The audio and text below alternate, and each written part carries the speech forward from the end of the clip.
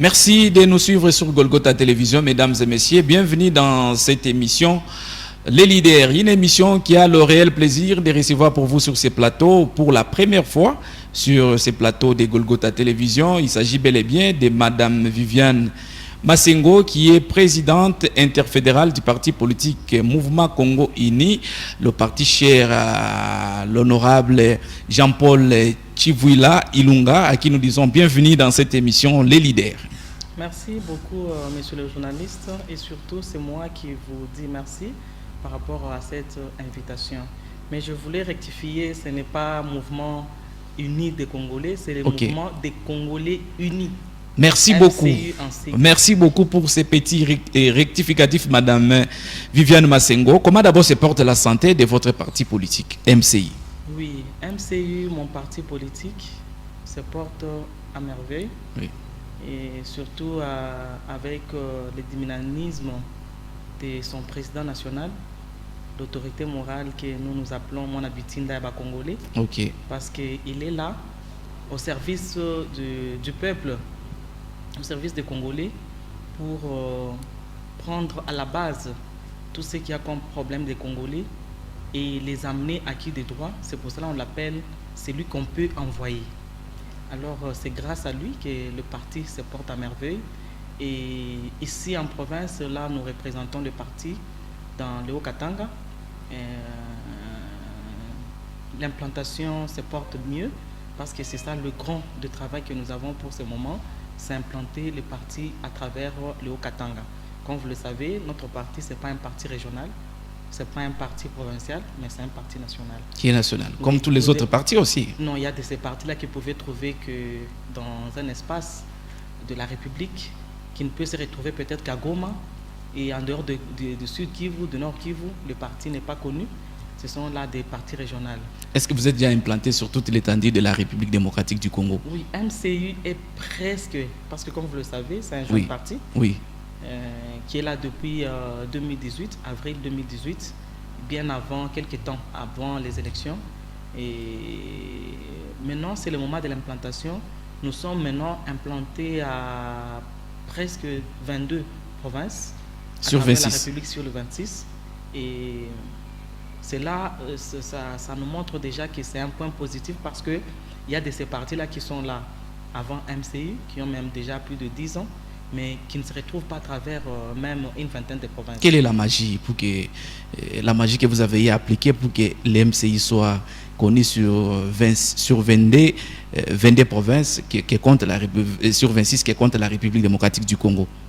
Oui, la majorité des provinces déjà, vous sentez déjà qu'il n'y a plus grande chose avant 2023 parce que avec MCI, notre détermination, comme vous le savez, nous sommes là depuis 2018, mais nous ne sommes pas allés aux élections. Nous étions là avant les élections de 2018, mais nous ne sommes pas hasardés parce que nous n'avons pas voulu jouer à cette aventure parce que, comme vous le savez très bien, il y a de ces partis qui étaient nés quelques heures, quelques mois, quelques semaines avant les élections de 2018, qui ont participé aux élections de 2018. Mais et qui ont des députés. Et qui ont des députés. Et par quelle magie, vous comprenez un peu. Alors comme MCI, son objectif c'était atteindre toute la République parce qu'un parti national, un parti de tous les Congolais. Alors nous attendions que les premières élections pour nous, ce sont les élections de 2023. Ce sera votre première expérience. Ce sera notre première expérience électorale. Alors ce qui fait que nous sommes plus que motivés à implanter les partis. C'est ça, la vraie magie, c'est le travail, la détermination qu'a MCU d'implanter le parti à travers toute la République. Parce qu'avant décembre 2023, avant même qu'il y ait dépôt des candidatures, nous devons au moins être sûrs, parce que vous connaissez déjà la loi électorale. La loi électorale ou la nouvelle loi. Oui, la nouvelle loi avec ses innovations. Vous sentez que si les partis ne peut pas s'appeler parti mallette comme nous le savons, il y a beaucoup de partis mallettes, c'est-à-dire que le parti doit être normalement implanté comme il faut.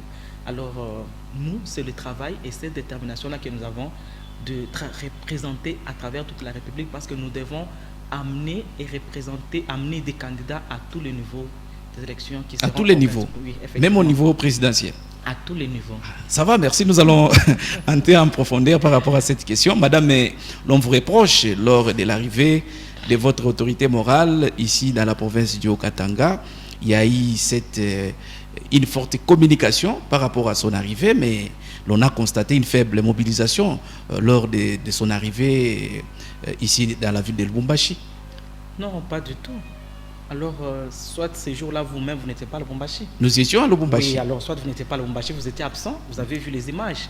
Mais ceux qui étaient à Lubumbashi ces jours-là, le 26 mars 2022, c'est toute la ville de Lubumbashi, pour ne pas parler de toute la province du Haut-Katanga, qui était au courant et qui a vu et qui avait tout le monde, parce que le président national a circulé à travers presque toute la ville. Nous sommes partis de Caravia, gouvernorat. J'ai vu cette caravane que vous avez organisée. Matipicha, nous étions à Matipicha. Il a circulé les centres-villes, Lumumba, Carrefour, Texaco, tout ça. Et après, nous sommes rentrés au lieu du meeting à Kiweli. Et si vous dites aujourd'hui qu'il y avait une faible mobilisation, là, monsieur le journaliste, laisse-moi pourquoi le délocaliser? Les meetings étaient prévus au niveau de la grande place de Tchombe. Je vous dire que vous n'étiez pas à Lubumbashi ces jours-là. J'étais à Lubumbashi, madame. Les Congolais, les Louchois qui sont en train de nous suivre ce soir, ils comprennent déjà que vous n'étiez pas là. Non, j'étais à Lubumbashi. Je tiens à préciser là-dessus, j'étais à Lubumbashi. Mais pourquoi alors délocaliser ces meetings au niveau de la grande place de la Poste pour les ramener au niveau des non, là, c'était une organisation par rapport à l'administration urbaine. Au moment où vous avez introduit toutes vos lettres. Oui, ça ne dépendait pas de nous. Ça dépendait de... Parce que MCU, ce n'est pas un parti de désordonnés. Même si nous sommes à l'Union Sacrée.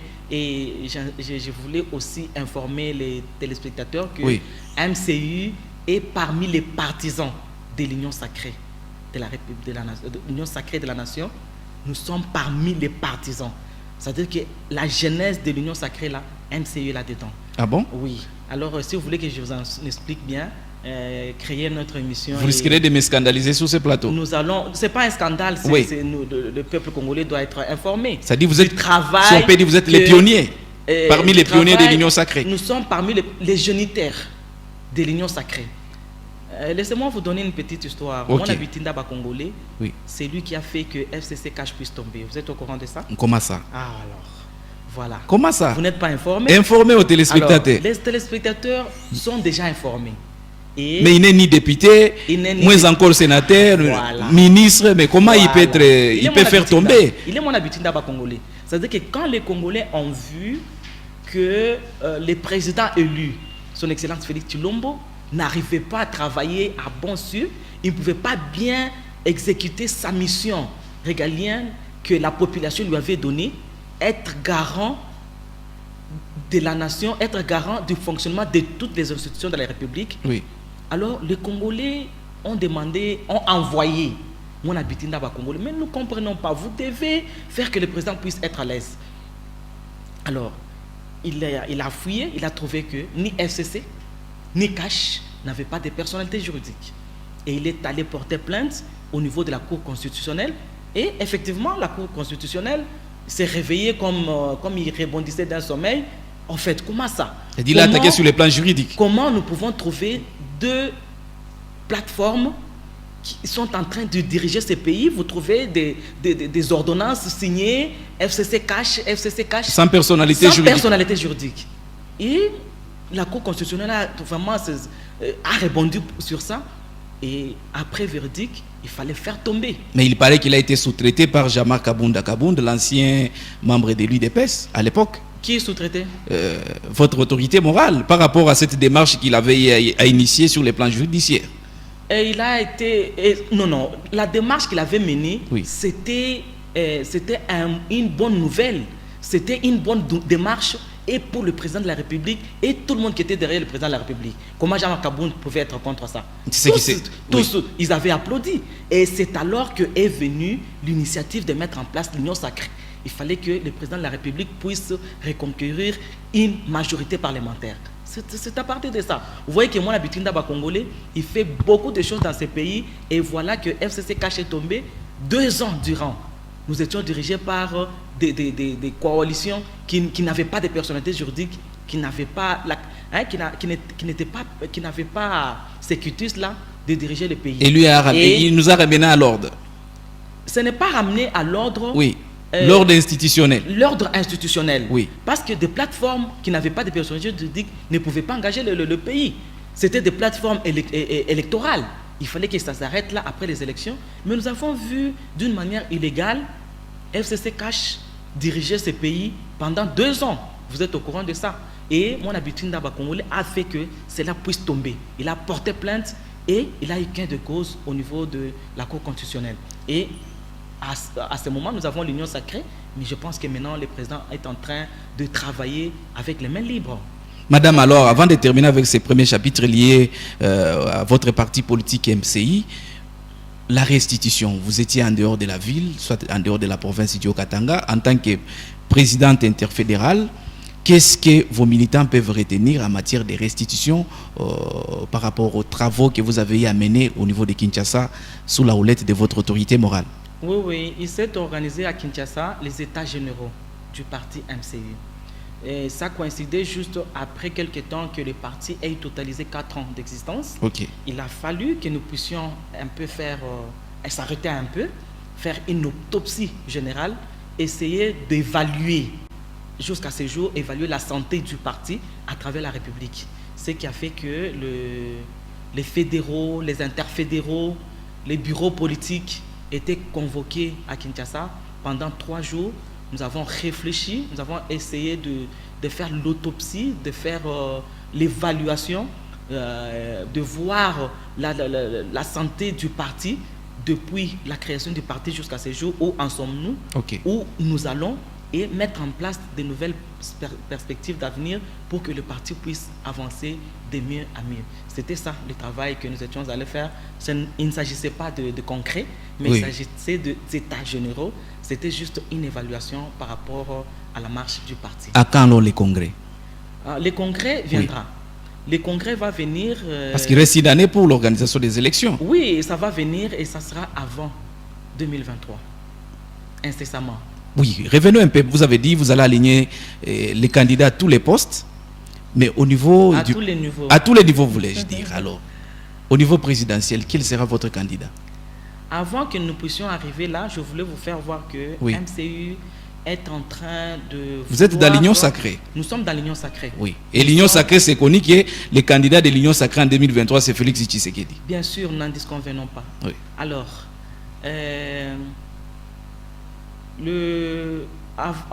d'ici 2023, il y aura des élections.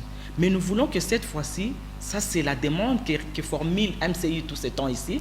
Et nous attendons, comme la loi électorale est déjà promulguée. Maintenant, avec les seuils de cette nouvelle loi électorale. Je voulais revenir par rapport à ça. Oui. Avec la loi électorale comme elle est déjà en place, vous savez que nous avons à peu près 11 scrutins dans notre pays, mais toutes ces échéances électorales, c'est-à-dire que depuis 2006, 2011, 2018, on ne respecte pas. On n'a jamais respecté. On n'a jamais respecté les scrutins. C'est ce que MCU veut bien que cette fois-ci, si le gouvernement pouvait donner des moyens à la CENI d'organiser, même si on ne pourra pas arriver à tous les scrutins, mais arriver à organiser quand même, parce que si nous commençons avec les élections à la base, les élections locales, les municipales, c'est-à-dire que la majorité que nous pourrions donner au président élu, ça sera la vraie majorité. Une majorité qui commence à partir de la base. Alors c'est ce que MCU prône, que nous puissions commencer avec les élections locales. Est-ce que votre voix sera entendue, madame, avec d'abord ces retards que la CENI a eu à consommer, 24 mois de retard que la CENI a eu à consommer? Avec cette démarche, cette nouvelle démarche que vous voulez initier, ce n'est pas une nouvelle démarche. Oui. Ça existe déjà. Oui. Nous n'inventons pas une nouvelle roue. Ça existe déjà. Ce qui fait que si, à ce jour, le gouvernement pourra donner des moyens financiers et logistiques à la CENI pourra organiser des élections. À tous les niveaux. Oui, ça ne coûte pas les yeux de la tête. Nous avons encore assez de temps. C'est question juste que le gouvernement puisse consentir et donner des moyens à la CENI. Votre candidat au poste du président. La CENI est prêt. Et pour revenir à votre préoccupation, c'est-à-dire que MCU est à l'Union sacrée. Je vous ai dit tantôt là que MCU est parmi les géniteurs et à la source même de l'existence de l'Union sacrée de la nation. Alors, nous ne pouvons pas engendrer quelque chose et être contre cela. Le président que nous avons, le président Félix, n'est plus un président qui appartient à un parti politique. Actuellement, c'est un président de l'Union sacrée. Parce qu'au sein de l'Union sacrée, oui, il y a beaucoup de partis politiques. Comme vous le savez, notre pays prend le multipartisme. C'est-à-dire qu'il y a beaucoup de partis politiques au sein de l'Union sacrée. Les partis politiques qui ont accepté de faire marche avec le président de la République, son Excellence Félix Tshisekedi, que nous aimons très bien et nous avons suivi, nous avons accepté sa vision, même nous, MCU, mettre l'homme au centre de tout. Alors, MCU va accompagner le président Félix Tshisekedi, mais nous voulons assez que le président Félix puisse aller comme un candidat sans couleur d'un parti politique. Ça s'est fait depuis tous ces temps, madame. Non, en 2018, oui, bien sûr, c'était... la coalition est cash. En 2018, oui, bien sûr, c'était son premier mandat. Oui. Il s'est présenté sous le label de cash. Le label de cash, oui, là où il y avait deux partis politiques et leurs alliés. Oui. Mais actuellement, le moment qu'il peut aller comme candidat de l'Union sacrée, c'est-à-dire qu'il puisse déposer sa candidature comme un indépendant. C'est-à-dire qu'il ne dépendra pas d'un parti quelconque. Parce que nous voulons... Pourquoi nous disons cela? Oui. Nous devons motiver. Ça dit, il y a les malaises. Il y a déjà les malaises au sein de l'Union sacrée. Il n'y en a pas, il n'y a pas de malaise. Ça s'échichote. Il n'y a pas de malaise. Parce que nous ne voulons pas sortir de ces plateaux et oui, demain, qu'on puisse dire non, voilà, MCU est contre l'Union sacrée. Non, MCU éclairer l'opinion. Et contre la candidature de son Excellence, le président de la République. Non. Parce que vos recommandations ne sont pas nouvelles. Ce n'est même pas une recommandation, oui, c'est un souhait. Un souhait d'ailleurs, oui, oui, qui n'est pas nouveau. C'est un souhait qui n'est pas nouveau, oui, parce que nous avons vu aussi, il y a d'autres présidents qui l'ont fait. Ce n'est pas nouveau, mais nous voulons assez que le président de la République, ou soit, s'il arrivait que l'Union sacrée soit formalisée et que ça devienne une plateforme électorale. Parce que jusqu'à ce jour, comme vous le savez, l'Union sacrée, c'est une vision. Ça n'a même pas de charte. Tantôt, vous nous parlez d'une idéologie. C'est un état d'esprit. C'est-à-dire c'est une vision du président de la République. C'est-à-dire que si, par exemple, il arrivait à formaliser les choses et que l'Union sacrée devenait une plateforme électorale bien formalisée, légalisée, là, il peut se présenter au nom de l'Union sacrée. Et là, nous tous, nous allons nous retrouver là-dedans parce que MCU fait partie de l'Union sacrée. Mais quand vous faisiez les contraires, c'est que nous ne souhaitons pas, oui, et que après 2023, le président de la République, Félix Tshilombo, élu pour un second mandat, il devient président de la République, et qu'il y ait une famille politique qui peut se prévaloir sa victoire. C'est dire que non, c'est le président, c'est notre président. Nous devons conjuguer au pluriel, dire que c'est notre président à nous tous. Nous avons conjugué tous des efforts pour qu'il soit élu. Nous lui avons apporté nos voix. Nous avons influencé nos membres à le lire. Et aujourd'hui, il est président de la République. Il est président à nous tous. Qu'il n'y ait pas de couleur de parti. Voilà, non, non. Parti présidentiel.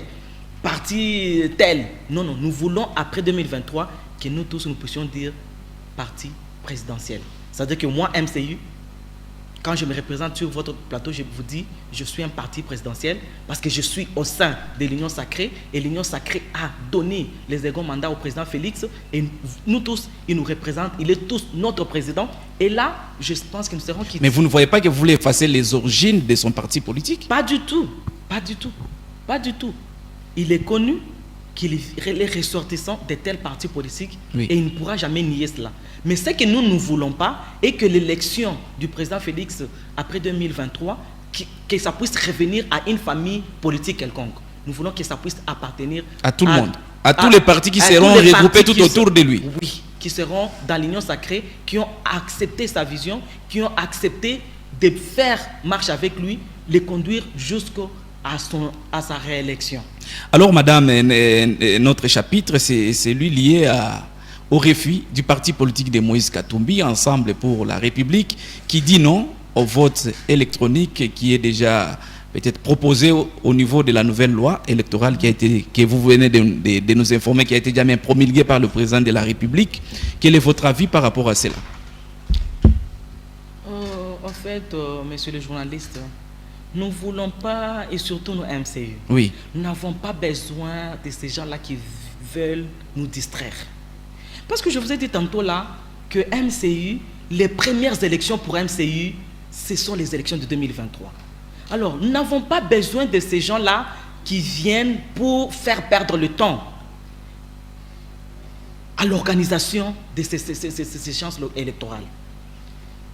Et même ces Congolais-là, soi-disant opposants, qui s'élèvent ce jour pour dire que nous voulons, avant les élections, il y a crise, que nous puissions aller au dialogue. Nous n'avons pas besoin de ça. C'est-à-dire que vous êtes prêts pour aller aux élections. Quel dialogue?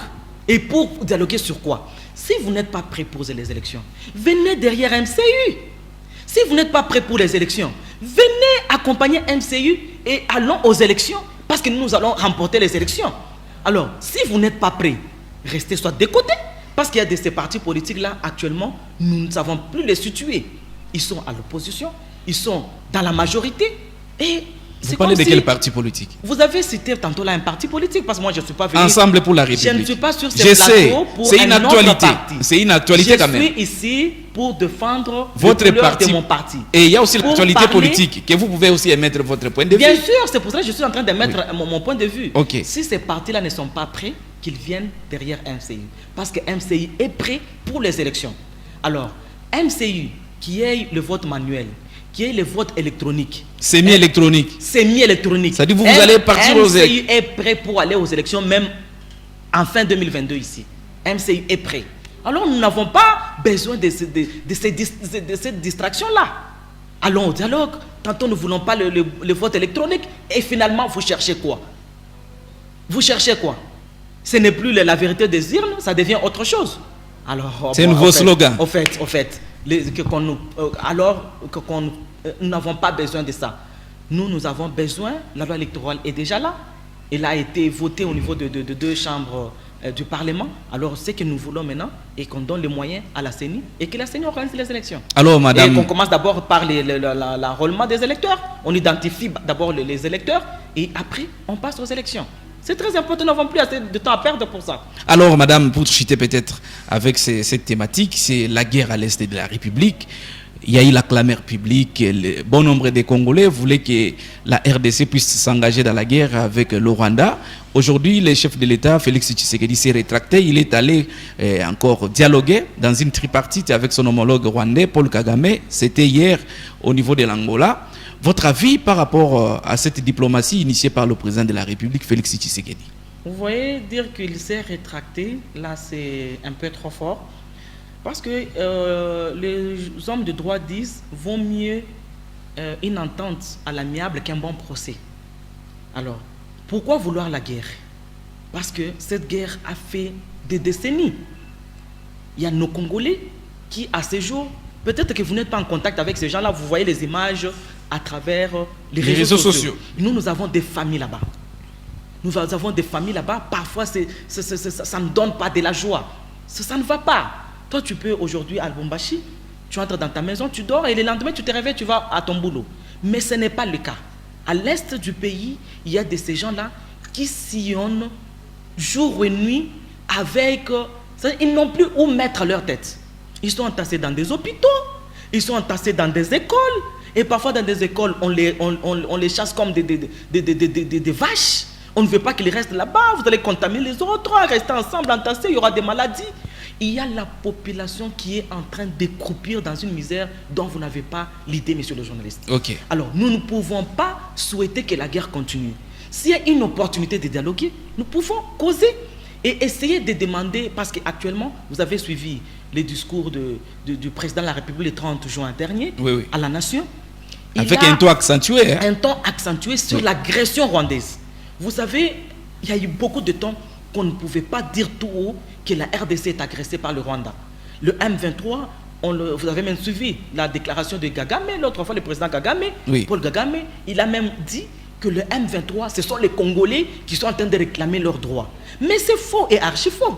Vous savez qu'on a trouvé parmi, il y a même des officiers militaires parmi les M23 qui ont été arrêtés et on a retrouvé sur eux les identités rwandaises.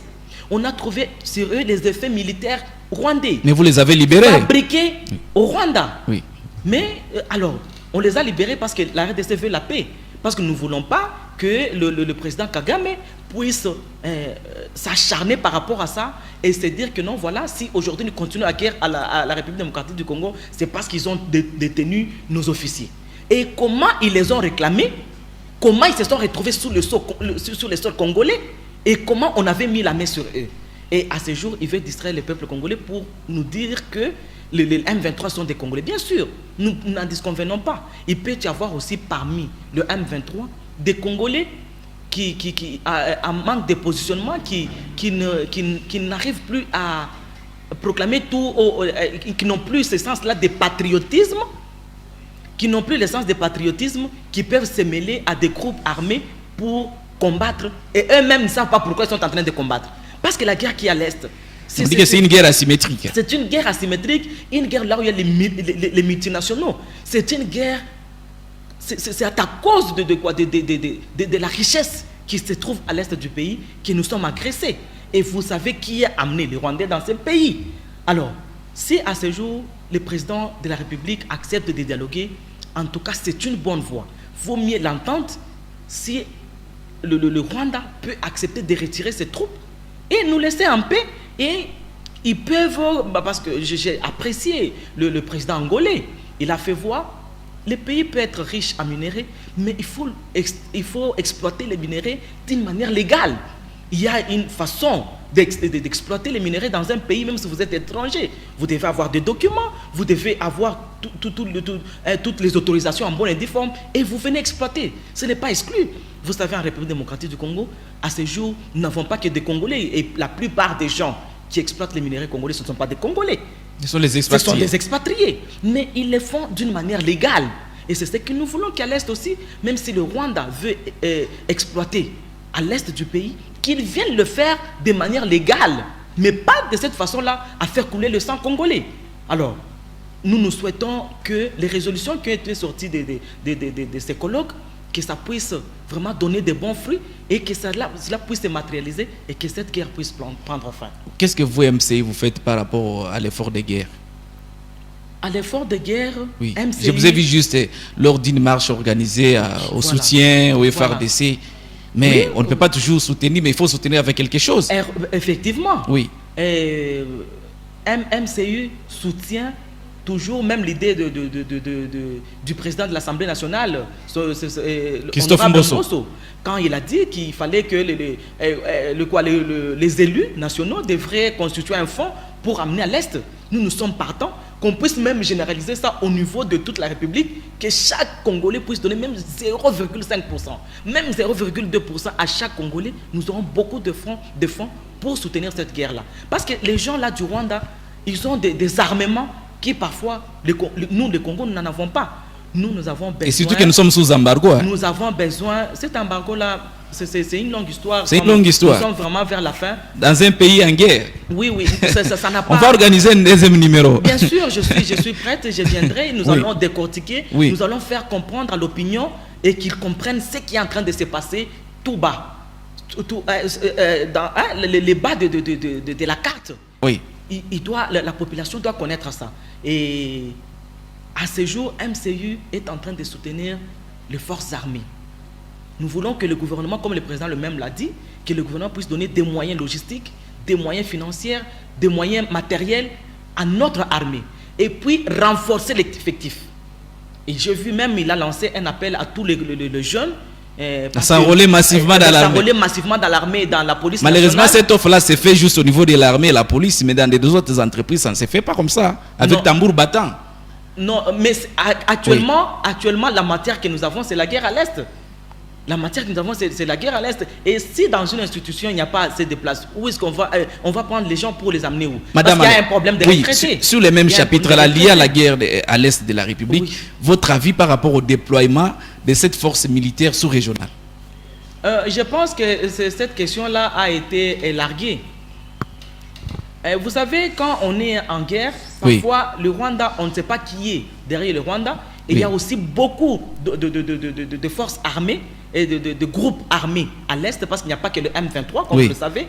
il y a beaucoup de gens qui leur donnent la main d'association pour qu'ils puissent faire ce qu'ils sont en train de faire. Si à ce jour, la République démocratique du Congo pouvait demander l'aide de la sous-région, moi je ne pense pas que ça soit mauvais, mais il faudrait le faire dans les normes, mettre des critères pour que nous ne puissions pas connaître ce que nous connaissons aujourd'hui avec l'agression rwandaise. Merci Parce que ces gens-là ont été amenés pour nous aider et ce jour, ils sont restés là, ils ont goûté au miel et ils ne veulent plus partir. Merci beaucoup, madame. C'est par ici que nous mettons un terme à cette émission. Votre dernier message que vous pouvez lancer à tous vos militants et militantes de votre parti politique MCI. Oui, tous les membres et les cadres de MCU qui sont en train de nous suivre sur cette chaîne de Golgotha doivent comprendre que nous sommes en guerre et que nous ne devons pas oublier cela. Oui. Nous devons nous mettre ensemble comme un seul homme et continuer. Ceux qui peuvent prier, ils prient pour cette République. Ceux qui peuvent combattre, ils combattent. Ceux qui peuvent donner des idées, ils donnent des idées pour que cette guerre qui nous est imposée injustement puisse prendre fin. Merci beaucoup. Madame, c'est par ici que nous mettons un terme à cette émission Les Leaders. Une émission qui avait le réel plaisir de recevoir pour vous sur ces plateaux de Golgotha pour la première fois. Il s'agit de Madame Viviane Massengo, qui est présidente interfédérale du parti politique MCI, à qui nous disons merci d'avoir accepté notre invitation malgré vos multiples préoccupations. Merci beaucoup et je salue tous les téléspectateurs de Golgotha. Oui. Je pense que c'est la première fois, mais pas la dernière. Pas la dernière. Merci beaucoup pour cette avance. Merci à M. Pierre. Je rappelle, vous êtes aussi communicateur du parti politique MCI, à qui nous disons aussi merci. Hein. Oui, c'est lui le porte-parole. Le porte-voix. Madame aussi, nous vous remercions malgré que je ne connais pas votre nom. Simon Kankolongo était derrière les caméras. Trésor Massanka, c'était moi. Prenons rendez-vous pour les prochains numéros, toujours à la même chaîne et à la même heure. À très vite.